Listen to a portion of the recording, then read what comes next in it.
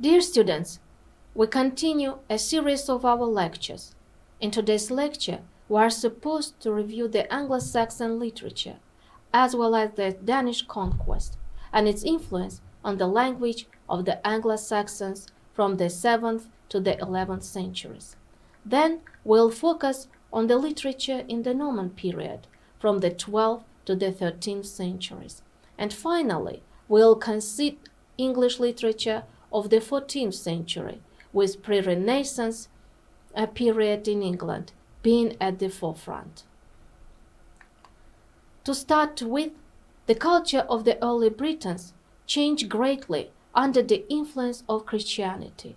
Christianity penetrated into the British Isles in the 3rd century. It was made the Roman national faith in the year 306, when Constantine the Great became emperor over the whole of the Roman Empire. The religion was called the Catholic Church. The word church means religion. Catholic means universal. The Greek and Latin languages became the languages of the church all over Europe. At the end of the 4th century, after the fall of the Roman Empire, Britain was conquered by Germanic tribes. They were pagans. They persecuted the British Christians and put many of them to death or drove them away to Wales and Ireland. At the end of the 6th century, monks came from Rome to Britain again, with the purpose to convert the Anglo-Saxons to Christianity. And in the 7th century, the Anglo-Saxons were converted to Christianity. The part of England where the monks landed was Kent, and the first church they built was in the town of Canterbury. Up to this day, it's the English religious center. Now that Roman civilization poured into the country again, a second set of Latin words was introduced into the language of the Anglo-Saxons, because the religious books that the Roman monks had brought to England were all written in Latin and Greek. The monasteries, where the art of reading and writing was practiced, became the centers of almost all the learning and education in the country. No wonder many poets and writers imitated those Latin books about the early Christians, and they also made up many stories of their own about saints. Though the poets were English, they had to write in Latin. Notwithstanding this custom, a poet appeared in the 7th century by the name of Cadman, who wrote in Anglo-Saxon. He was a shepherd who started singing verses and became a poet. Later, monks took him to monastery where he made up religious poetry. He wrote a poem, The Paraphrase. It tells part of a Bible story. Another writer of this time was Bede. He described the country and the people of this time in his work, The History of the English Church. His work was a fusion of historical truth and fantastic stories. It was the first history of England, and Bede is regarded as the father of English history. Another outstanding figure in English history and literature was Alfred the Great, the King of Wessex. Though he was a soldier, he fought no wars except those in order to defend his country. He built a fleet of ships to beat the Danes who had come again to invade Wessex. He also made up a code of law. He tried to develop the culture of his people. He founded the first English public school for young men. He translated the church history of Bede from Latin into a language the people could understand, and a portion of the Bible as well. To him, the English owe the famous Anglo-Saxon Chronicle, which may be called the first history of England, the first prose in English literature. It was continued for 250 years after the death of Alfred till the reign of Henry II in 1154. When King Alfred died, fighting with the Danes soon began again. They occupied the north and east of England, and also sailed over the Channel and fought in France. The land they conquered in the north of France was called Normandy, and the people who lived there, the Northmen. In the 100 years that were to follow, they began to be called Normans. The Danes, who had occupied the north and east of England, spoke a language only slightly different from the Anglo-Saxon dialects. The roots of the words were the same, while the endings were different. Soon these languages merged with one another, as they were spoken by all classes of society. The language of the Anglo-Saxons took many new words from Danish, particularly those regarding state affairs and shipbuilding. Such words as law, ship, fellow, husband, sky eel are of Scandinavian origin. The Danes were in many ways more civilized than the English. The Danes were accustomed to chairs and benches, while the English still sat on the floor. The Danes brought the game of chess to England, which originally had come to them from the east. The Northmen, or the Vikings, who had settled in northwestern France, were called Normans. They had adopted the French civilization and language. They were good soldiers, administrators, and lawyers. In 1066, at the Battle of Hastings, the Norman Duke William defeated the Saxon King Harold. Again, a new invasion took place. Within 5 years, William the Conqueror was complete master of the whole England. He divided the land of the conquered people among his lords. With the Norman conquest, the feudal system was established in England. The English peasants were made to work for the Norman barons. They became their serfs and were oppressed. William the Conqueror couldn't speak a word of English. He and his barons spoke Norman French, not pure French, because the Normans were simply the same Danes with the French polished. The English language was neglected by the conquerors. Norman French became the official language of the state and remained as such up to the middle of the 14th century.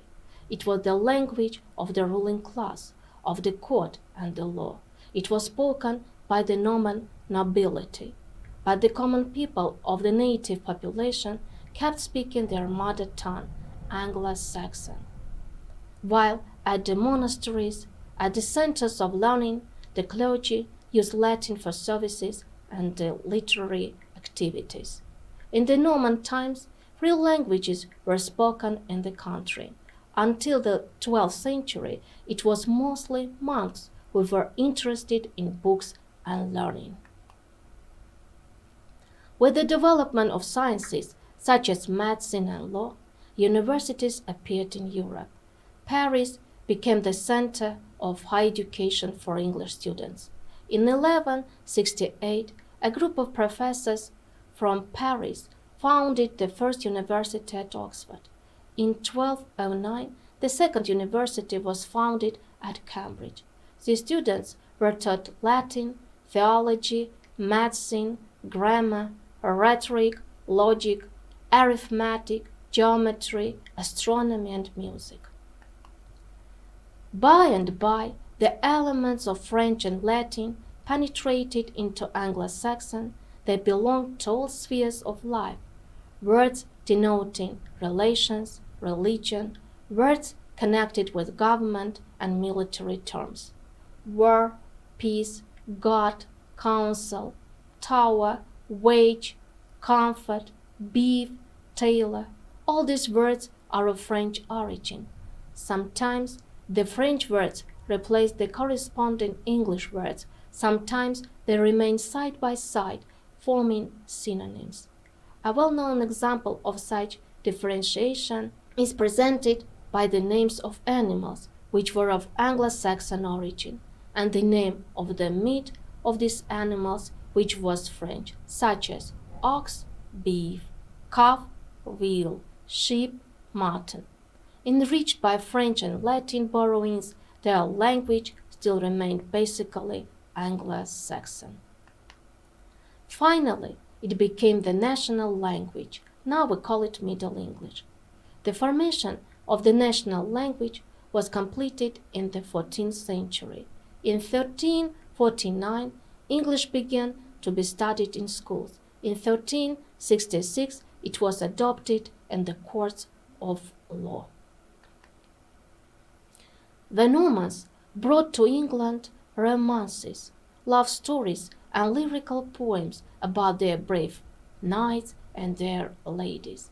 The first English romances were translated from French, but later on, in the 12th century, there appeared romances of Arthur, a legendary king of Britain. In the 15th century, Thomas Malory collected and published them under the title Sir Thomas Malory's Book of King Arthur and of his noble knights over the Round Table. The knights gathered in King Arthur's city of Camelot. Their meetings were held at a round table, hence the title of the book. All the knights were brave and gallant in their struggle against robbers, bad kings, and monsters. King Arthur was the wisest and the most honest of them all. The townsfolk expressed their thoughts in fabliaux and fables. Fables were short stories with animals for characters and contained a moral. Anglo-Saxon was spoken by the common people from the 5th till the 14th century.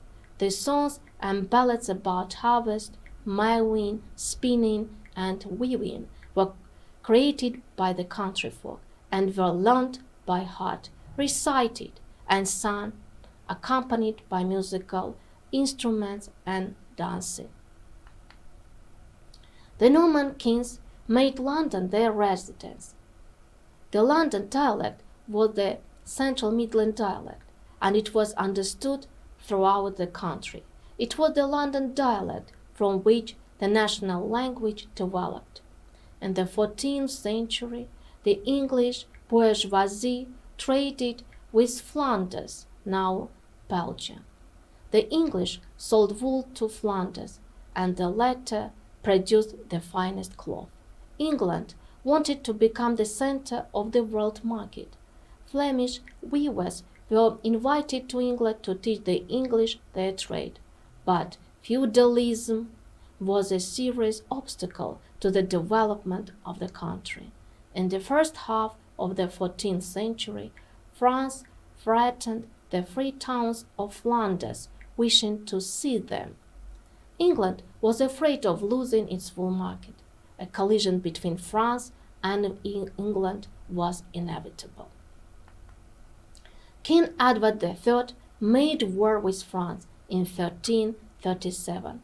This war is now called the 100 Years' War because it lasted over 100 years. At first, England was successful in the war. The English fleet defeated the French fleet in the Channel. Then the English also won battles on land. But the ruin of France and the famine brought about a terrible disease called the pestilence. It was brought over to England from France.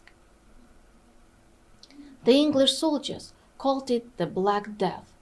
By the year 1348, 1/3 of England's population had perished. The peasants who had survived were forced to till the land of their lords. As years went on, the French united against their enemy.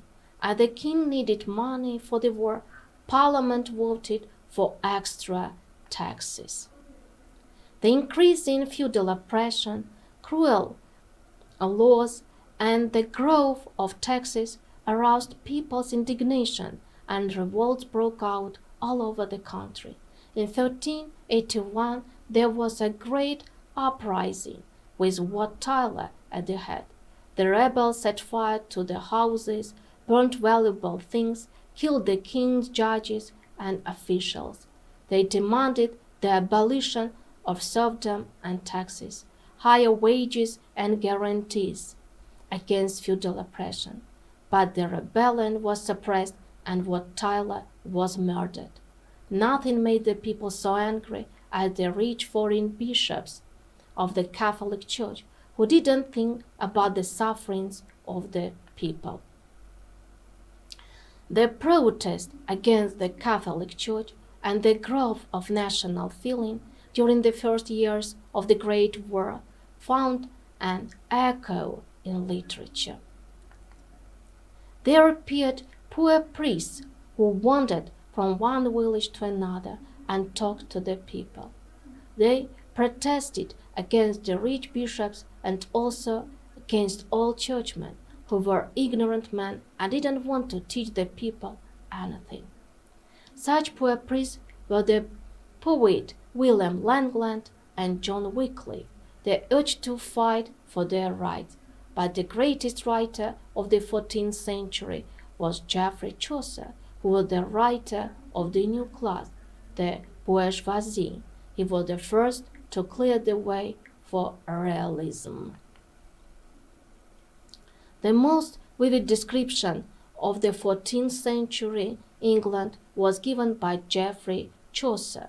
He was the first truly great writer in English literature and is called the father of English poetry. Chaucer was born in London in the family of wine merchant. His father had connections with the court and hoped for a courtier's career for his son. At 17, Geoffrey became page to a lady at the court of Edward III. At 20, Chaucer was in France, serving as an esquire. During 1373 and the next few years, Chaucer traveled much and lived a busy life. He went to France, made 3 journeys to Italy.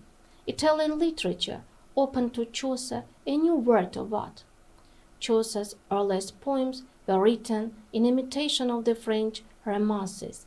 The second period of Chaucer's literary work was that of the Italian influence. To this period belonged the following poems: The House of Fame, The Parliament of Fowls, a poem satirizing Parliament, The Legend of Good Women, and others.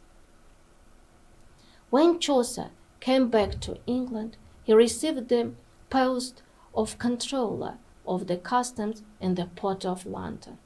Chaucer held this position for 10 years. He devoted his free time to hard study and writing. Later, Chaucer was appointed Knight for the Shire of Kent, which meant that he sat in Parliament as a representative for Kent. He often had to go on business to Kent, and there he observed the pilgrimages to Canterbury. The third period of Chaucer's creative work begins in the year 1384, when he started writing his masterpiece, the Canterbury Tales. Chaucer died in 1400 and was buried in Westminster Abbey. Chaucer was the last English writer of the Middle Ages and the first of the Renaissance. The Canterbury Tales are the greatest work of Chaucer, in which his realism, irony, and freedom of use reached such a high level that it had no equal in all the English literature up to the 16th century. That's why Chaucer was called the founder of realism. It is for the Canterbury Tales that Chaucer's name is best remembered. The book is an unfinished collection of stories in verse, told by the pilgrims on their journey to Canterbury. Each pilgrim was to tell 4 stories. Chaucer managed to write only 24 instead of the proposed 124 stories. All his characters are typical representatives of their classes. When assembled, they form one people, the English people. Chaucer kept the whole poem alive and full of humor, not only by the tales themselves, but also by the talk, comments, and the opinions of the pilgrims. The prologue is the most interesting part of the work. It acquaints the reader with medieval society. The pilgrims are persons of different social ranks and occupations. Chaucer has portrayed them with great skill as types, as individuals true to their own age. There is a knight, a yeoman, a nun, a monk, a priest, a pardoner, a miller, a merchant, a clerk, a sailor, Chaucer himself, and others. 31 pilgrims in all. The knight is brave, simple, and modest. He is Chaucer's ideal of a soldier. The nun weeps in a mouse, caught in a trap, but turns her head from a beggar in his ugly rags.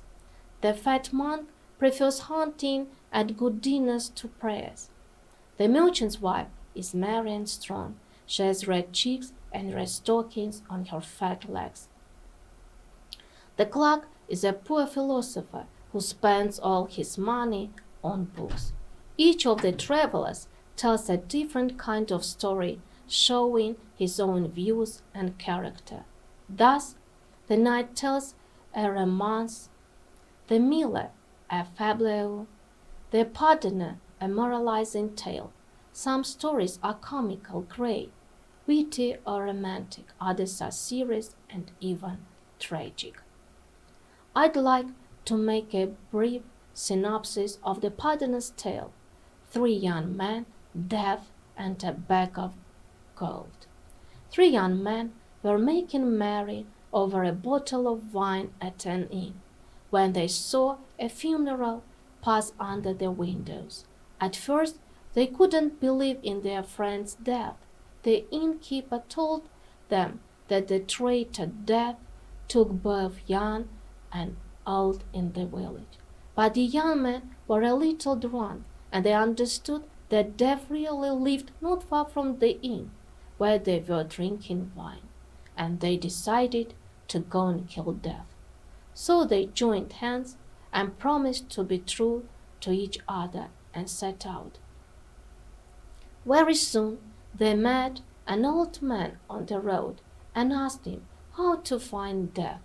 When the 3 young men heard Death live under the big oak tree in the little wood, they ran till they reached the tree, and under it they found a large bag of gold. Then they forgot all about Death. They were so glad to have found so much gold. They agreed to carry it home by night, not to be seen and robbed, and the youngest was sent for the wine and food.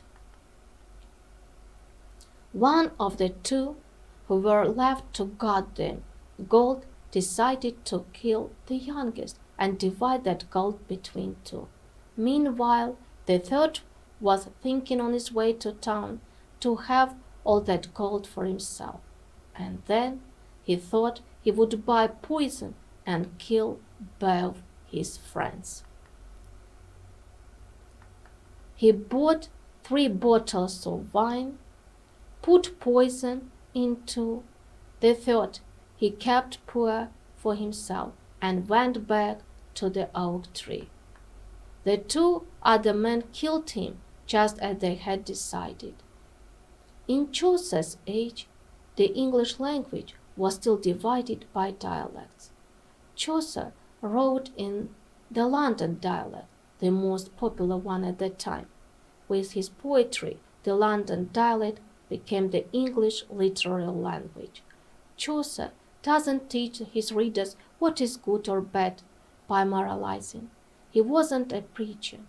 He merely paid attention to the people around him. He drew their characters according to profession and degree, so they instantly became typical of their class. On the whole, we have tried to reveal the main and basic aspects of the Anglo-Saxon literature, which predetermined the further development of English literature. Сегодня мы продолжаем с вами рассматривать косвенную речь. На прошлом занятии мы рассматривали direct and indirect speech в различных типах предложений. Сегодня мы будем рассматривать различные типы вопросов косвенной речи. Questions in indirect speech. Вопросительные предложения в косвенной речи. Если прямая речь является вопросительным предложением, то в косвенной речи оно становится придаточным. При этом в нем используется прямой порядок слов и опускается вопросительный знак. Глаголы ask – спрашивать и answer – отвечать используются при передаче вопросительных предложений в косвенную речь и ответов. Вместо них мы используем также глаголы wonder – интересоваться, be interested, want to know, would like to know, reply. For example, I wonder if he will come today. Интересно, придет ли он сегодня?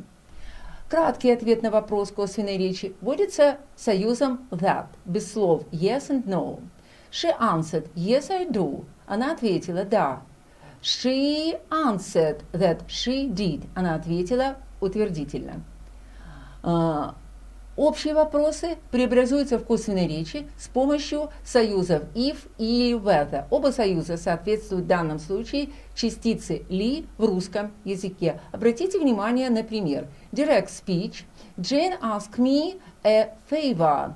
В косвенной речи это будет звучать следующим образом. Jane asked me if whether could do her a favor.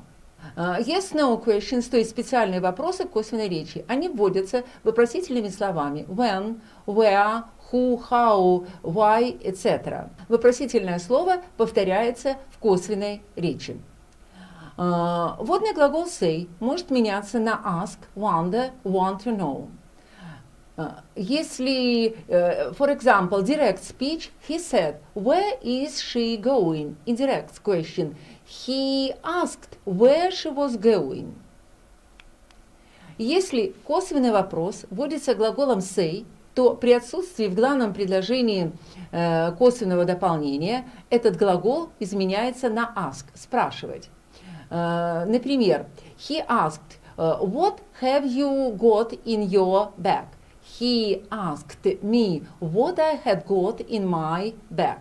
Глаголы inquire, what to know, wonder не используется прямое дополнение, поэтому, обращаясь к упомянутому лицу, мы используем глагол ask. He said, Mary, when is the next train? He asked Mary when the next train was. Теперь рассмотрим imperatives in indirect speech, повелительные предложения в косвенной речи. Глаголы ask – просить и глагол tell – велеть используются при передаче повелительных предложений в косвенную речь. Если прямая речь выражена повелительным предложением, при переводе ее в косвенную речь происходят изменения. Рассмотрим с вами перевод повелительных предложений commands, request, advice in indirect speech. Перед глаголом в повелительном наклонении добавляется частица to, заменяется, то есть она инфинитивом. Обратите внимание, что при передаче приказаний commands в косвенной речи необходимо сделать следующие изменения. Глагол to say заменяется глаголом, выражающими или просьбу, to tell – приказывать, сказать, значение велеть что-то сделать, to order – приказывать, to command – to forbid – запрещать, to warn – предупреждать и так далее. For example, direct speech, he said, stand up, Tom. Он сказал, встань, Том. И indirect speech, приказание в косвенной речи следующим образом выглядит. He told Tom to stand up. Он приказал Тому встать. При передаче просьб, советов, косвенной речи необходимо сделать следующие изменения. Глагол to say заменяется глаголом to ask, просить, to advise, советовать, to recommend, to remind, to beg, to urge и многие другие. For example, direct speech. She said, please help me. Она говорила, пожалуйста, помогите мне. In indirect speech, she begged them or us to help her. А она умоляла их или нас помочь ей. Обратите внимание, что если в косвенный вопрос вводится глаголом say, то при отсутствии в главном предложении косвенного дополнения этот глагол изменяется на ask, спрашивать, inquire, интересоваться, what to know, хотеть знать и так далее. В косвенной речи после глаголов to tell, to order, to command, to ask следует лицо, то есть существительное, которому адресованы приказания или просьба, а затем инфинитив. For example, direct speech. He said, open the window, Anne. Он сказал, открой окно, Анна. In direct speech, he told Anne to open the window. Он сказал, то есть попросил Анну открыть окно. В прямой речи лицо, к которому относится приказание или просьба, часто опускается. В косвенной речи необходимо добавить существительное или местоимение, выражающее лицо, которому адресовано приказание или просьба. For example, direct speech. She said, read the text. Она сказала, читай текст. Indirect speech это звучит следующим образом. She told me, можно him, her, them, to read the text. Она сказала мне, ему, ей, нам или им прочитать или читать этот текст. Отрицание в повелительном предложении выражается при помощи частицы not, которая ставится перед инфинитивом, то есть not plus infinitive. For example, direct speech. The woman said to the boy, don't cry. Женщина сказала мальчику, не плачь. Это предложение в косвенной речи звучит следующим образом. The woman told or asked or ordered the boy to not to cry. Женщина сказала или попросила или приказала мальчику не плакать. Следующий пример. We wanted them, do not feed the animals. Мы предупредили их, не кормите животных. В косвенной речи это предложение звучит следующим образом. We want them not to feed the animals. Мы предупредили их, чтобы они не кормили животных. Обратите внимание, фраза let's или let us выражает предположение сделать что-либо. В косвенной речи она заменяется на глагол to suggest, предлагать. Let us meet tonight. I suggest meeting tonight. Или I suggest that we should meet tonight. Фраза let something, him, them и так далее выражает приказание и в косвенной речи выражается сочетанием say плюс глагол be плюс инфинитив плюс команда или приказ плюс глагол should и инфинитив. Может употребляться в действительном или страдательном залогах. Рассмотрим с вами offers and suggestions in indirect speech. Если мы берем глагол offers, он употребляется в следующей ситуации. Shall I bring you some tea? Could be reported, he offered to bring me some tea. Suggestions are introduced with a special introductory verbs ask, beg, suggest, followed by to plus infinitive and ing form or that clause depending on the introductory verb. For example, let's watch a film, he said. He suggested watching a film. Or the next example, you'd better take a medicine, he said. He suggested that I should take a medicine. Восклицания в косвенной речи. Exclamations in indirect speech. Exclamations, то есть восклицания в косвенной речи становятся утверждениями. Восклицательный знак заменяется точкой. For example, what, how в косвенной речи заменяется сочетанием типа he said that, it was и так далее. For example, direct speech. He said, what a beautiful thing. Он сказал, какая прекрасная вещь. The exclamation mark disappears. In direct speech, he said that it was a beautiful thing. Он сказал, что это прекрасная вещь. Второй пример. Explanation oh or heavens can be reported обычно выражаются следующим образом. Give an explanation of delight, disgust, horror, relief, surprise, etc. He gave an explanation of surprise or disgust. Он воскликнул с удивлением или с отвращением. He exclaimed with disgust, surprise. Он воскликнул с отвращением или удивлением. Oh, she explained and turned the program off. With an exclamation of disgust, she turned the program off. Употребление слов good, marvelous, splendid в косвенной речи. If the explanation is followed by an action, we can use the construction with the exclamation of delight, disgust, etc., plus he, she, it, etc., plus verb. Good, she explained. He gave an explanation of pleasure, satisfaction. If the explanation is followed by an action, we can use the construction with the explanation of delight, disgust, etc., plus he, she, etc., plus verb. For example, he said, thank you. He thanks me. He said, good luck. He wished me luck. He said, good morning. He greeted me. He wished me a good morning. He said, happy Christmas. He wished me a happy Christmas. He said, congratulations. He congratulated me.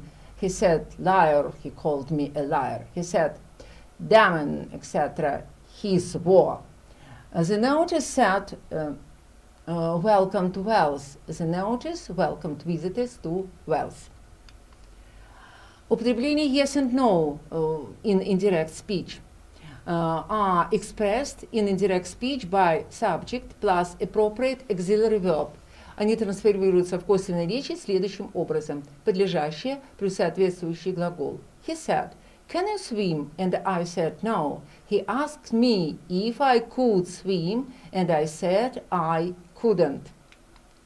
Indirect speech in mixed types. Прямая речь может состоять из утверждения плюс вопрос, вопрос плюс утверждение, приказание плюс утверждение или все три типа в одном предложении. Каждый требует своего собственного вводного глагола. I don't know the way. Do you? He asked. He said she didn't know the way and asked her if she didn't or if she knew it. Direct speech may consist of statement plus question, question plus command, command plus statement, or all three together. Normally, each requires its own introductory verb. Introductory verbs, чтобы ввести косвенную речь в придаточное предложение, надо использовать вводные глаголы. Вводные глаголы – это смысловые глаголы для перевода прямой речи в косвенную. В английском языке существует более 240 вводных глаголов, чтобы представить косвенную речь. Они имеют разное управление, инфинитив, герундий или сказуемое плюс придаточное предложение, требующее запоминания. In reported speech we normally use that clause, но в зависимости от вводного глагола употребляются разные конструкции. Обратите особое внимание на конструкции, которые мы с вами употребляем. Первая конструкция verb плюс to плюс infinitive. После глагола стоит инфинитив с частицей to. Могут определяться следующие глаголы: agree, demand, offer, promise, refuse, threaten, claim, promise. For example, if I'll study more, he promised to study more. Вторая конструкция verb плюс indirect object плюс to плюс infinitive. После глагола идет дополнение, чаще всего оно выражено местоимением, и за ним следует инфинитив с частицей to. После глагола идет слово-связка that, а после трансформированное предложение. Могут употребляться в этой конструкции следующие глаголы: advise, allow, ask, beg, command, encourage, forbid, permit, remind, urge, warn and want. Рассмотрим глагол advise, советовать. You should take a coat. He advised me to take a coat. Следующая конструкция verb плюс that плюс clause. For example, в этой конструкции могут употребляться следующие глаголы: agree, bold, claim, complain, deny, explain, exclaim, inform somebody, promise, suggest. После глагола идет глагол-связка that, а после него трансформированное предложение. For example, boast, хвастаться. I'm a brilliant dentist. He boasted that he was a brilliant dentist. Четвертая конструкция – verb плюс инговая форма глагола. Следующие глаголы могут появляться в этой конструкции. Например, boast about, complain to somebody about, deny, insist on, suggest, complain to somebody of, например, жаловаться кому-либо на что-то. I have a toothache. She complained to me of having a toothache. Следующая конструкция verb плюс WH, то есть глагол сочетается с вопросительными словами. For example, explain to somebody. This is how you make it. He explained to me how to make it. На слайде представлены introductory verbs in reported speech и конструкции, которые мы с вами рассмотрели. Нами рассмотрены сегодня преобразование общих, специальных вопросов из прямой речи в косвенную речь, употребление повелительных предложений и восклицаний, explanation в косвенной речи, и особенности употребления offers and suggestions in indirect speech. Также introductory verbs, то есть вводные глаголы и конструкции, которые с ними употребляются. Спасибо за внимание.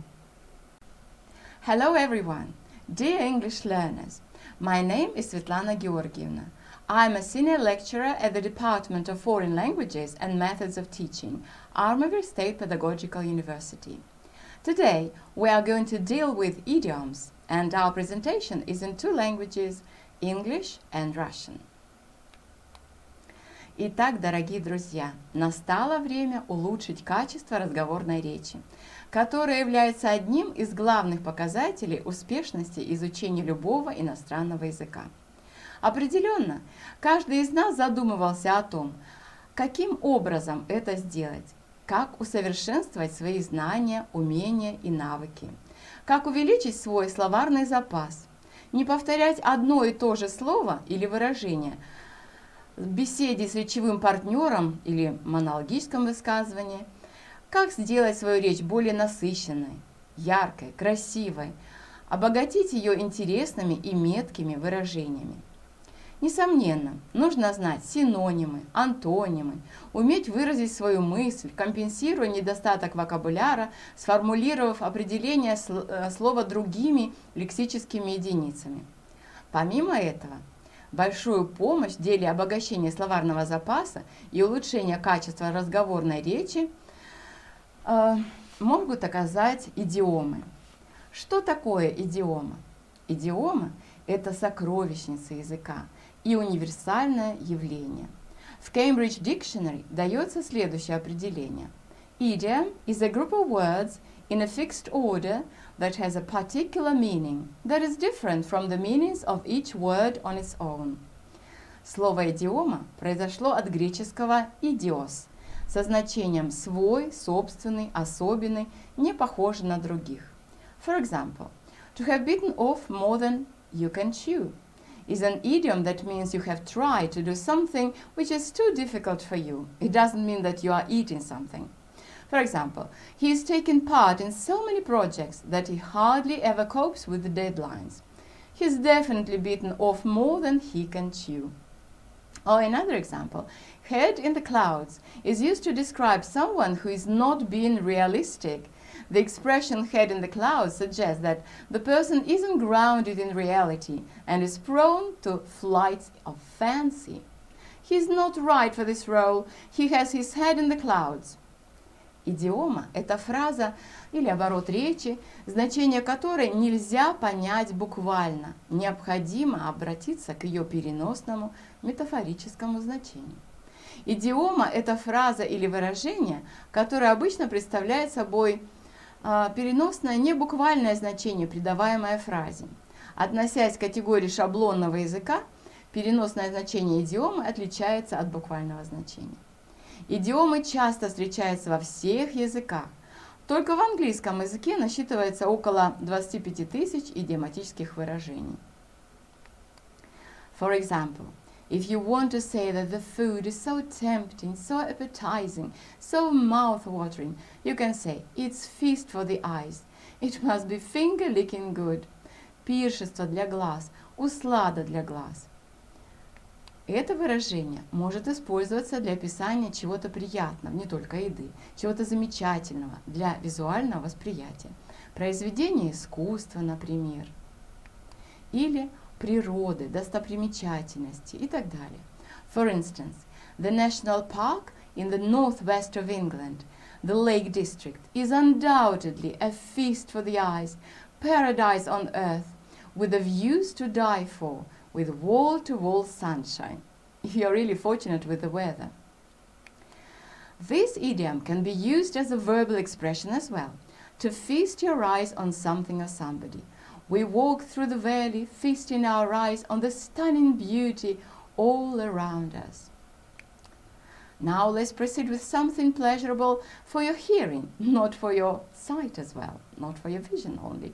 It's music to my ears. We say so about something that we are pleased to hear, some excellent news. For instance, when I heard that we'd go on a city tour, it was music to my ears. Now, what's music to your ears? What causes your pleasure? You can choose some reasons from the list and add your own ideas. Обычно в словарях идиом вы можете найти идиомы или фразеологизмы с разными компонентами, их значения и пример употребления. К примеру, идиомы со словами части тела, глаза, уши представлены здесь, на этом слайде. Be all ears, it means listen very attentively. Be all eyes, watch with a lot of interest. For example, we were all ears. Professor started delivering the lecture on Russia. We were all eyes as the celebrity emerged from the car. Or in the twinkling of an eye, very quickly. Also, turn a deaf ear to something or a blind eye to something. It means to ignore, not to notice something. My ears were burning, and some other idioms. Мы с вами еще поговорим о некоторых из этих идиом чуть позже, а именно об их происхождении. Еще одна иллюстрация с компонентом части тела, именно ухо. Go in one ear and out the other. If you say that so, it means that you quickly forget it. В русском языке имеется эквивалент данной идиомы, и вы ее прекрасно знаете. В одно ухо влетает, а в другое вылетает. Наверное, слышали много раз. One more idiom with an eye component. Keep an eye on somebody. Means to watch somebody or something so that it's or they are safe. You can even add an adjective here. Please keep a close eye on my baby daughter. She's so nimble. На следующих слайдах предлагаются практические задания для проверки понимания и тренировки употребления идиом. So here you can see checking comprehension and intuition.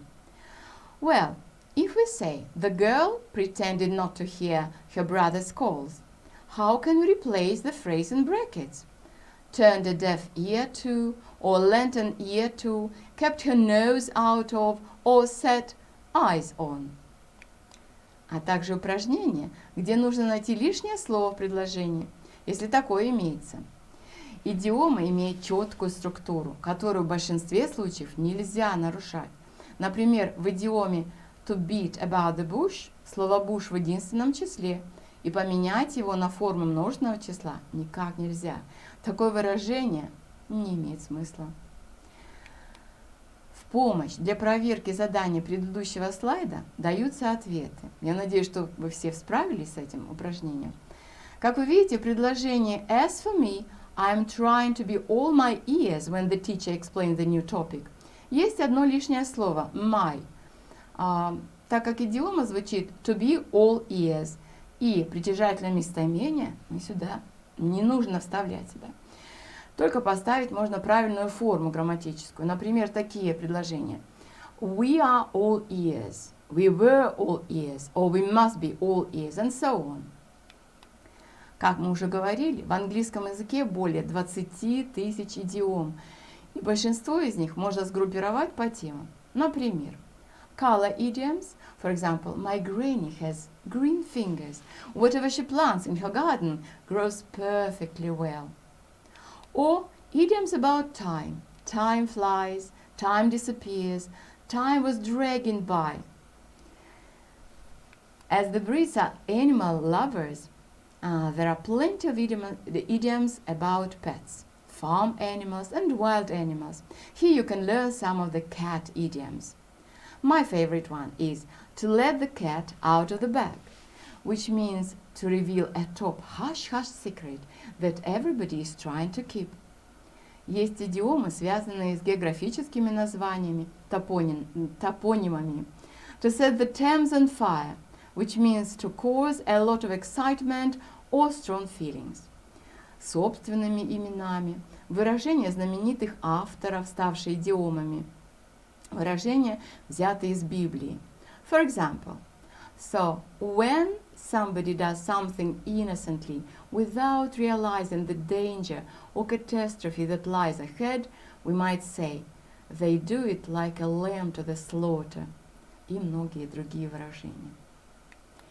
Интересной темой для исследования является изучение происхождения идиом. Так, выражение «my ears were burning» уходит корнями в Древний Рим. Еще в 77 году нашей эры встречалось такое выражение, где прорицатели обращали особое внимание на знаки, разные предзнаменования. Считалось, что если звенит в правом ухе, это к добру, а в левом к неприятности. Если жжет в правом ухе, значит вас хвалят, а если в левом, вас осуждают или о вас говорят со злым умыслом. В книгах Чосера и Диккенса встречается эта идиома «My ears were burning and somebody was talking about me». Идиому «to turn a blind eye» связывает со знаменитым командующим британским флотом адмиралом Горацио Нельсоном.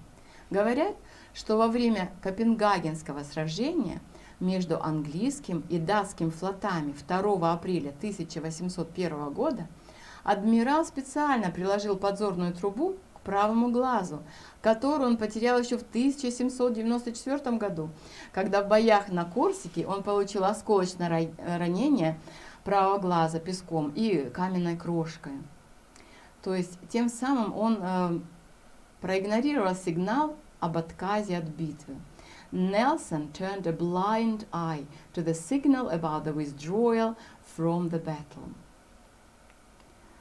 Предлагаю вам самостоятельно познакомиться с происхождением следующих идиом. To have bitten off more than you can chew. And to cost an arm and a leg is definitely a stimulating and unpredictable story. You will be surprised. А также задание на установление соответствия идиоматических выражений и истории их происхождения. В заключение задание на установление соответствия английских идиом и их эквивалентов в русском языке. Well done! I hope you've enjoyed it and found it useful for your linguistic development, enlarging your vocabulary and improving your communication skills. So, let's call it a day. Thanks for your attention. Keep calm and learn idioms.